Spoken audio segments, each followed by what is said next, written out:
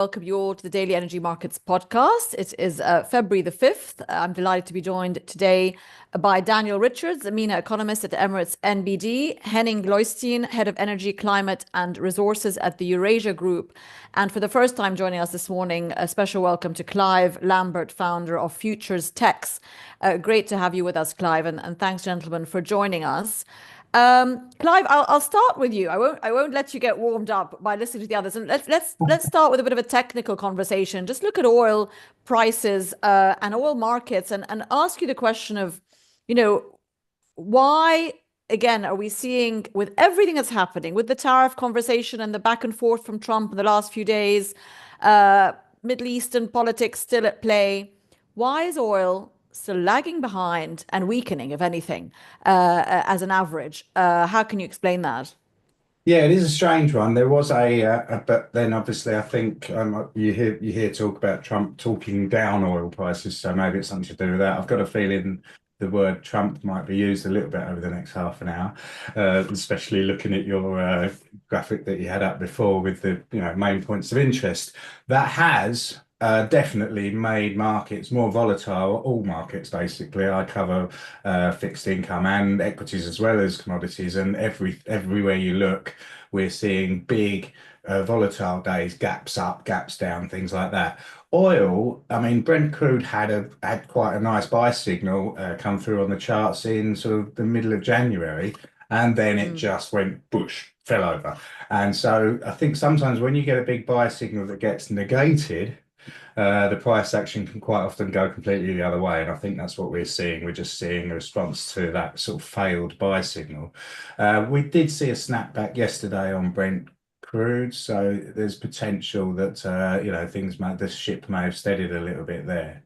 Another market that I look at for clients regularly is the Dutch TTF gas, which I'm hoping that my fellow guests also, may keep an eye on, and that actually posted a bearish reversal pattern over the last few days, and it's hit some really important levels, and we're starting to see some sellers reappearing in that. So that's a situation I'm also keeping an eye on. Okay, thanks, Clive. Thanks for that. Henning, welcome again. Let me go to, we've talked a lot about tariffs in the last week on this show, and of course, it's dominating headlines, and arguably everybody we've talked to seems to agree that it's dominating sentiment on everything. So it's directing sentiment across all markets. But let me go to you and ask you about Trump and sanctions. Let's talk about the sanctions story, and specifically with regards to Russia. Let's start with Russia in terms of whether you see, or whether the feeling in the market is that we're going to continue to see the more stringent sanctions that we saw on Russia towards the end of last year continue under Trump, and how is that going to, if at all, impact oil markets, would you say? Yeah, thanks. Trump is one of Eurasia Group's top risks this year. It's called the rule of Don. And that's, it includes sanctions. We do expect more sanctions to be imposed by Donald Trump, including possibly on Russia. Now, his position on Russia is a little bit unclear at this stage, though, because he very famously and many times said he would be able to end the war in Ukraine within a single day, and that's clearly not happened.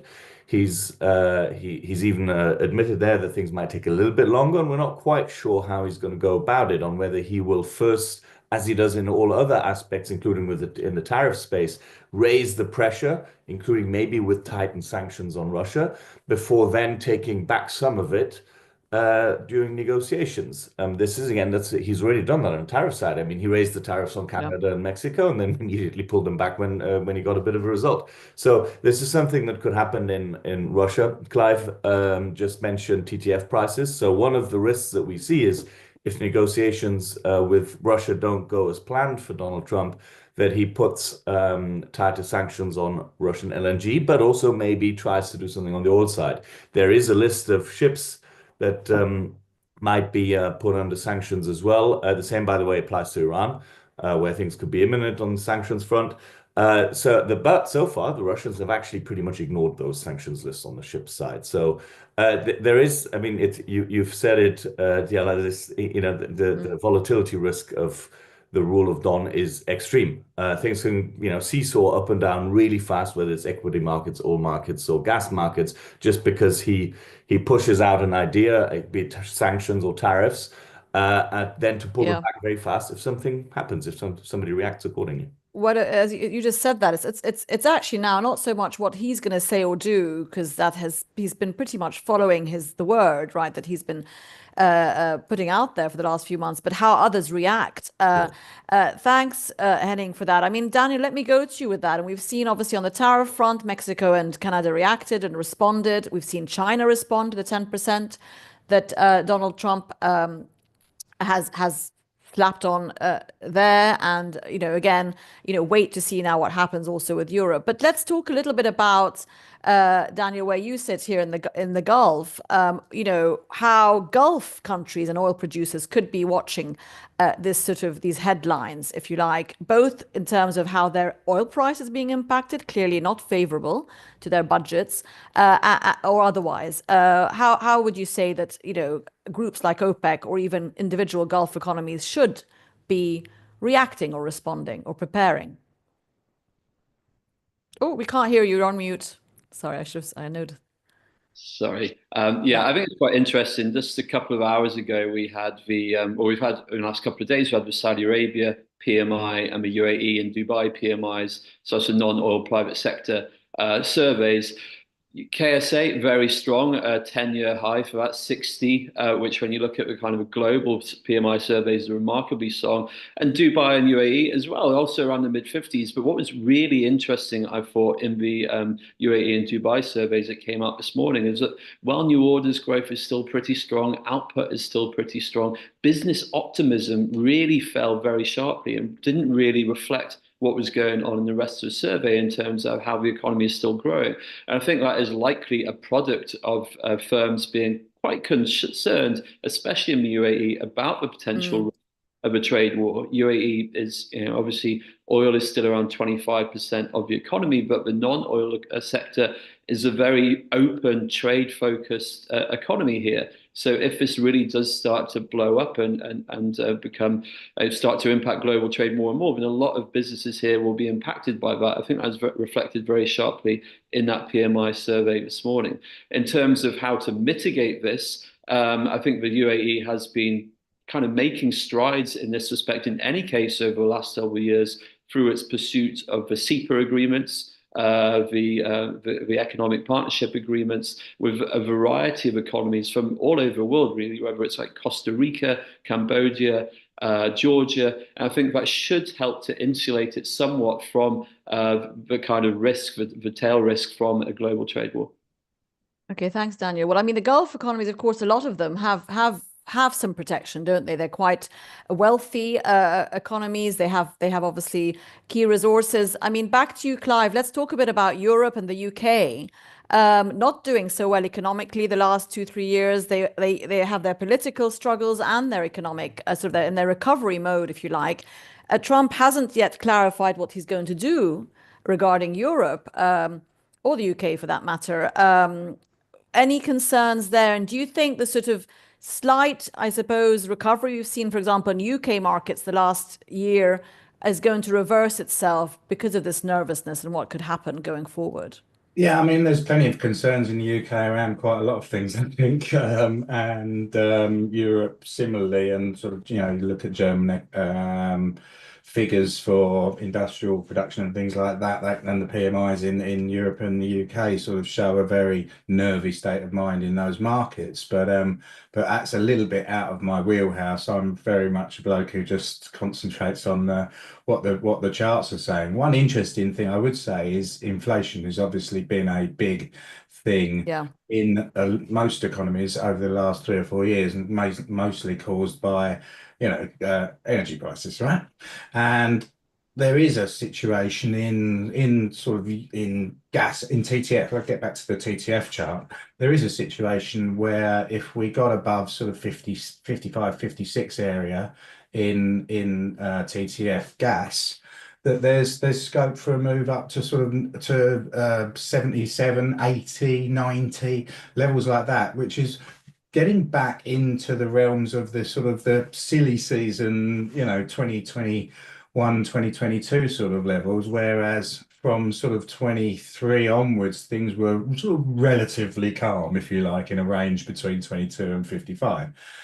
Breaking above 55 could really put the cat amongst the pigeons for gas prices and put us back into that silly season sort of zone, if you like. And then I think the word inflation suddenly becomes something on everyone's lips again. I don't know what Yeah. the other guests think about that sort of. Well, I mean, the word inflation hasn't left people's lips, I think, and certainly with rates coming down, people are getting nervous. And if Trump has his way, may see that get up again in America. And of course, we are beginning to see, and I'll go to Daniel on that later, the difference perhaps amongst central banks on what they're going to do on that going forward as well. Henning, let's go back to you, and again, let's talk a bit about geopolitics. I mean, the Russia side, of course, nobody knows what's going to happen. There is a lot of people who are saying within 6 months, Trump's going to forget the one day, but within 6 months, we're going to see an end of the war, Ukraine, Russia. I want to talk to you a bit about Iran, because we have seen a couple of headlines come out recently, just last night, that, Trump is going to, come down pretty hard on Iranian oil exports, bring them to zero, is what he seems to be indicating. If that happened, let's just make an assumption that they trickle down for at least a short period of time. Do you think that will actually move oil markets at all? Because we've got plenty of supply, haven't we? So how nervous would oil markets be about that? Would they be quite happy about it, actually? Producers at least would be. Others. Yeah, some producers might quietly be Yeah. about this. So we do, yeah. We expect pretty imminent sanctions on Iranian oil. Aggressive, where they'll bring it down to zero, I have no idea. Probably not zero, but it would probably take another 500,000 barrels per day at least of Iranian exports off the market. Would oil markets react to that? I'm pretty sure they would do. But this is probably part of the calculus. Donald Trump and his team are really keen to raise U.S. crude oil production and U.S. crude oil exports. So Chris Wright, the incoming energy secretary, is very keen on that. He said that many, many times. Of course, you said Saudi Arabia and the Emirates. I mean, OPEC as a whole has spare capacity. So they could say things like, we are closely monitoring the situation, and we will make sure that the market remains balanced. So you let prices indeed go high for a little while, and then you say, you don't have to say we're going to take Iran's market share. You could just say that you are rebalancing the market and helping, to keep markets well supplied. And then, as you say, there is enough spare capacity to make up for a loss of Iranian oil. The risk, of course, is the retaliatory function of Iran and the stability in the Middle East in this, which goes beyond oil markets, and that is another major top risk we have on our list this year. Absolutely, we'll talk about that. But Henning, just to pick on that point you just made about U.S. production, because there seems to be mixed opinion. Yes, of course, Trump wants everyone to increase production there, the private producers. They don't seem to be so keen when you hear the commentary out there. Very happy for things to stay as they are. Prices aren't great, are they, for that? And even if they were to go up a little bit, the sentiment that we've been hearing is that actually we're going to have flat, if not sort of possibly even declining oil production, maybe not liquids in the US. So our view is that U.S. crude oil production will creep up this year towards 14 million barrels per day. Towards the end of this year, it'll be a slow creep up. As you say, it's not the drill baby drill thing. And, Trump has been talking about 3 million barrels per day additional production over 2 years. That we don't think that'll happen. But 14 million barrels per day, as long as OPEC doesn't fully open the taps itself. And the world economy stays up. But I mean, if you've got WTI prices where they're now, most US oil producers make money. And there has been an increase in investment ahead of Trump coming into the White House again. So in anticipation of it, and the regulatory reform he's planning, the support for innovation at universities that will then be given to the oil industry for free. That's what happened in the past in the shale industry as well, will all be an incentive to produce more oil and gas. And again, they actually, his team wants lower prices to counter inflationary pressure of tariffs. They want to address energy poverty through more oil and gas production. So their policy is to make oil and gas cheaper, and the Americans will just have to do it. cheaper and be more competitive. But you're right, the financial market, the capital markets aren't totally in love with this concept. But overall, we think the regulatory reform, the geopolitical oil market conditions will probably drive an increase of oil production towards 14 million barrels this year. Not as an average, it'll just creep up there. The average this year will probably be slightly higher than last year.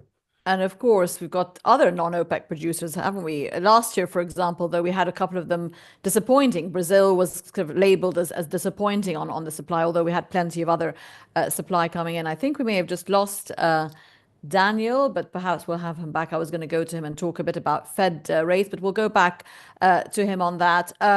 Clive, let's talk a bit about gold and the US dollar and how they are sort of moving along together, as opposed to, I mean, we've seen the dollar a few blips, but it seems to have a strengthening trend line, and so does gold. And they're usually, under normal conditions, move inversely, at least to an extent. So, where would you see the trajectory going on those two? And can you explain it for us, perhaps, and break it down a bit? Yeah, I'm probably not the person to try and explain it, but what I can say, I mean, there are clear trends. Gold is making new all-time highs. Everyone started to talk about 3,000 as a target level and somewhere of interest to the upside, but I'm really not that interested in that. It's just a round number. I had a target around the 2,800 area, which we hit, late last year, and then saw a pullback. Now we're through there. It's blue skies above. If you think about every market has support and resistance levels that people keep an eye on and that markets gravitate to. In gold right now, there is nothing above us. Okay, the next target from anything that I use is sort of 3,250. So there's scope for gold to keep going, and and maybe even finally for silver to catch up with that and start to do similar things. And so it's a nice looking chart. It's one of those charts that sort of starts in the bottom left hand corner and ends in the top right hand corner, and is just a solid uptrend. Equities are similar. And those sort of charts, I think, those sort of markets, the key message is don't fight it, don't get in the way. Well, I mean, plenty of liquidity, isn't there, in the market still? So the liquidity is really keeping those going, apart from hedging or any other reasons behind that. But I mean, Clive, just before I go to Daniel on central bank policies, but I want to just, on oil, where would you see sort of the floor that we'd have to reach before what is the floor in oil, do you think, going forward in the first half of this year before we see a kind of a bounce back up, if we're kind of drifting a little bit down in terms of a bearish trend? I mean, for the last 2 years, we keep going, WTI keeps sort of getting to 65 and then bouncing. It's done it so many times. So you've got to think, as a technical analyst, as a bloke who just looks at the charts, you've got to say that a move below 65 could really, things start to look very bearish at that point, and you start to think about targets sort of down in the 40 handle or something like that. It could be very significant. And then obviously to the upside, the sort of 80, again, WTI, 85 area is absolutely key, and there's a number of reasons, not just the fact that we failed there a couple of times. So, but for now, we're in this 65 to 85 range and just chopping around and doing very little, and just seeing much shorter term volatility, especially in the last couple of months. Just suddenly responding to sort of news flows and stuff that's going on everywhere, and so not responding strongly enough, though. If you see some of those headlines, I mean, that again kind of indicates a certain sort of lethargy in the oil markets versus others. Thanks, Clive. Daniel, let me just go back to you on and I know you're based in MENA, obviously in this region, but let's talk a bit about rates policy, because we've got again Trump trying to convince the Fed to keep dropping rates over time. The plan was that really last year sometime they were going to continue throughout this year to kind of incrementally drop rates as inflation came under control, but that was resisted obviously last week by the Fed. Do you see that there's some nervousness back in the markets across the world on inflation, and if anything, how does give us your take on why the Gulf would care, if anything? Yeah, of course. Obviously, I am based here, but given the dollar dirham peg, central banks here do almost always move in Yeah. lockstep with Fed rate decisions. So it does matter here. Fed monetary policy doesn't always, often doesn't chime with a business cycle here, but that's the price you pay for the stability that the peg offers. So in terms of what we view, we still forecast 3 rate cuts from the Fed this year, 325 basis point cuts. The risk to that, I think, clearly would be for fewer, certainly what the market call is for. And the language out of the last couple of meetings, we had that very hawkish revision to the projections, the dot plot projections back in December. And then some of the language at the last meeting last week was also fairly hawkish as well, acknowledgement that the inflation has essentially gone sideways and they had to scrap their previous forecasts. They are saying that they're looking through any possibility of inflationary policies. And I think given the massive uncertainty about when, if, to what degree these inflationary measures will be introduced, I think they have to. But certainly, I think it probably did play a role already in that dot plot back in December. So, even if they don't cut, as inflation doesn't come down as low as they'd like this year, I think as it stands, even with 3 rate cuts, that would still be fairly, or it wouldn't be too easy policy, right? They want to move to less restrictive policy. The economy isn't exactly screaming out for it. We've had that upwards of strong Q3, Q4 GDP results, but all the same, I think after that bout of very restrictive policy, they will want to move lower. We do expect them to move lower, but maybe that won't be quite at the pace that we currently project. And for other central banks, we expect 3 from the Fed, we expect 4 from the Bank of England and the ECB. So that dollar strength is going to continue, and that as well has implications for us here in the Gulf. Yeah, and of course, I mean, you got that side, but you got the other side, which is the tariff policy. That's inflationary, isn't it? Inflationary. So if that continues and Trump doesn't negotiate his way out of the threats he's made, of course, that contradicts what he wants to be done on interest rates. Wait and see what happens.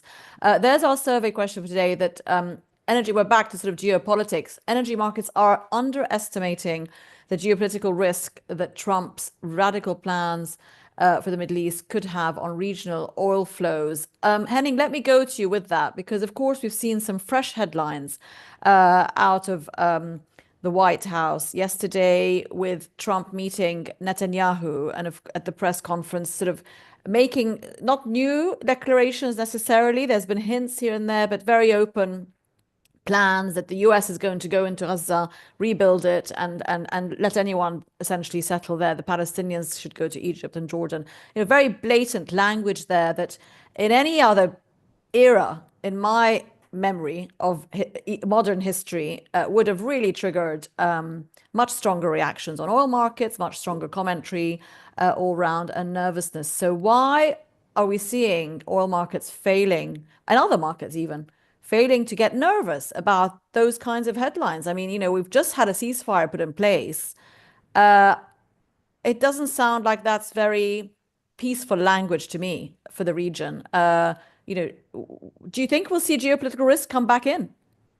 Very possible. I would say that as a geopolitical risk analyst, but I mean, this is a very serious problem. The reason why I think oil markets haven't reacted to this so much is, first of all, I mean, a lot of geopolitical and Middle East risk premium is already priced into markets, and oil markets specifically have got this hat on now saying, well, Gaza isn't actually, disrupting oil supplies beyond what the situation was already done because of the Red Sea supplies. But just to stay on the Gaza aspect, it is, global markets and politics and public have become a bit numb to this because the disaster has been, and the death and destruction has been so big that there's a bit of a, you could probably call it cynical views, like, well, if this stops the fighting and it's all broken anyway, then then that's not the global markets problem. I think there's also a sort of being fatigued toward what Trump does because it's so fast, so strong. But I totally agree that this is outside of what we have, outside of memory, because for a person who's, wants big walls in and deports wants to deport millions of people to other countries, to say that Egypt needs to, or Jordan needs to take in, 1 million people themselves to cleanse, and let's call it what it is, an area of where Palestinians live is a very strong statement. And whether it is under US occupation or Israeli occupation, it doesn't matter. It's very, very strong and concerning language. But this is the issue why we were so worried about Donald Trump, because he throws old conventions, old orders, whether one likes them or not, just out the window. And some people in the markets say, well, but if that leads to peace at the cost of weaker ones, then that is what happens. Whether it's in the Middle East, Ukraine is a similar situation. Just make a peace with Putin, and you leave the Ukrainians out to dry in the public. So it's really, really worrying. Just because oil markets haven't reacted to it doesn't. Yeah. Well, I mean, the oil disruption part of it, understandable, unless you again begin to see the proxies active, if you like, on those waterways. And that's the other side of the equation, isn't it? I mean, Trump is trying to say that he's going to also have a new détente he's going to pressure Iran, but the intention seems to be that they bring them into a big new deal. It's very difficult to see how all this is going to come together. Daniel, let me go to you on that with in terms of, the impact on those economies. For example, Egypt and Jordan, I mean, they're not strong economies, are they? They're already under pressure in terms of how they function. They're highly reliant on foreign aid. Another reason perhaps why they may take a lot more of it now under any new deal. But I mean, wouldn't that put countries and economies like that under extreme pressure if indeed that was the action taken? Yeah, if absolutely. It was politically accepted, let's say. Yeah, I was going to say, obviously, it's a massive political question mark for these countries as well. In both of those countries, that would be a huge issue, huge issue. I don't think that could be understated. And economically, yeah, the Red Sea disruption has already made a significant impact on Egypt's current account balance, its FX inflows. Tourism actually held up better than you probably might have expected under the circumstances in Egypt over the past 12 months, but a further deterioration and like a deterioration on home soil in the Sinai, where some of the major tourist resorts are, Sharm el Sheikh and Dahab and the like, that would also be a major impact. So yeah, I think it's hard to overstate how big an impact this would have on Egypt and Jordan's economy if it was pursued. I mean, you'd like to think it's just pie in the sky throwing words out there, but you can't rule anything out these days, I think. Okay, thanks, Daniel. Clive, I mean, from where you're sitting in the UK, correct me if I'm wrong. I mean, I know you're a technical charts man, but from the UK sort of foreign policy point of view, from any nervousness there about, again, back to the whole Trump policy on what he's doing with tariffs, what he's doing on the geopolitical side. What would be the point? I mean, from what I've seen from the UK foreign policy, that it just follows everything that America does recently. They don't really seem to have an independent voice, unfortunately. They've lost that mantle. But what would you say the sentiment is there? Is the UK just concerned with what's going on in its own economy and doesn't really care what else is happening? I think that's probably the main, the key thing that's happening right now is we're worrying about our own backyard a little bit. But actually the early sound bites from Donald Trump were the UK will probably leave the UK alone for now. It's Europe's a bigger fish to fry when it comes to tariffs and that. But obviously that's what he said yesterday. He might say something different tomorrow, Okay, all right, thanks, Clive. That's the world we're living in now, isn't it? Yeah. There's the result of our the majority agree that the energy markets are underestimating what may come to. Henning, let me go to you just to wrap up for us. Back to Russia, and let's talk a bit about gas. I mean, Clive was mentioning gas and prices earlier, but the future of Russian gas. If we see a deal and the war is over, Russia-Ukraine. I mean, one commentary I was reading the other day is that the minute this war is over, Russian economy is going to go back to 1990 in terms of how it's going to be performing. It's going to be in dire straits without a war economy running the numbers, if you like. Could we see that trigger? Obviously, Russia wanting its gas is still getting out there, but pipeline gas coming back to where it was before the war. What do you think the prospects are for that, taking also into account Europe's appetite for gas and having choices?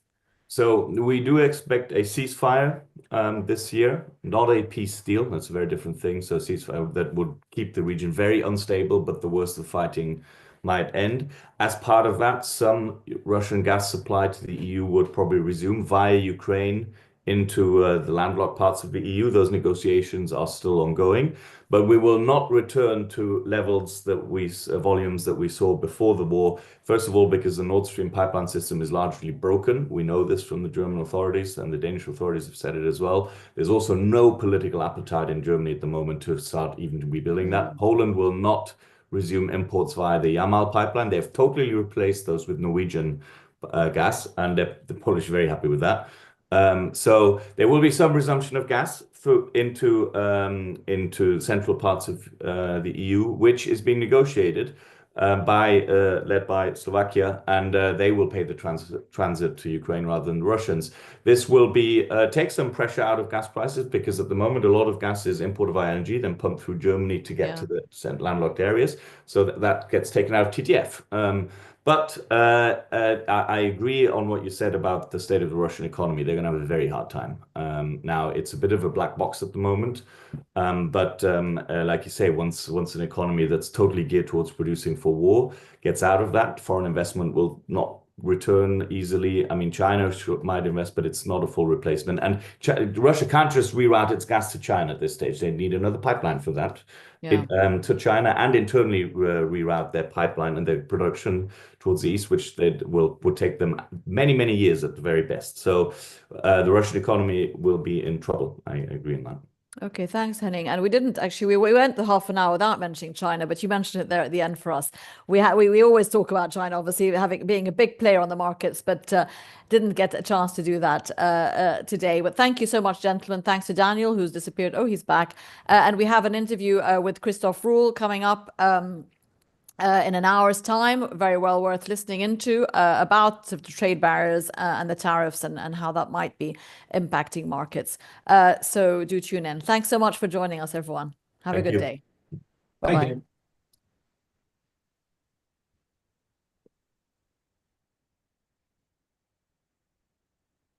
See you later.